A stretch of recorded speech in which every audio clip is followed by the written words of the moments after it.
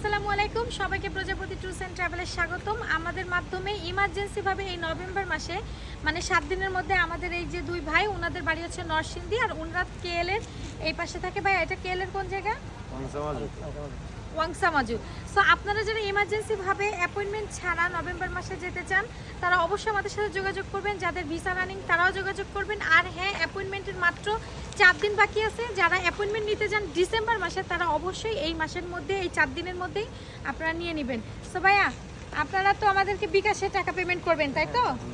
So ভাইয়ারা কিন্তু বিকাশে পেমেন্ট করবে। আর আমাদের সার্ভিস কেমন একটু বলেন।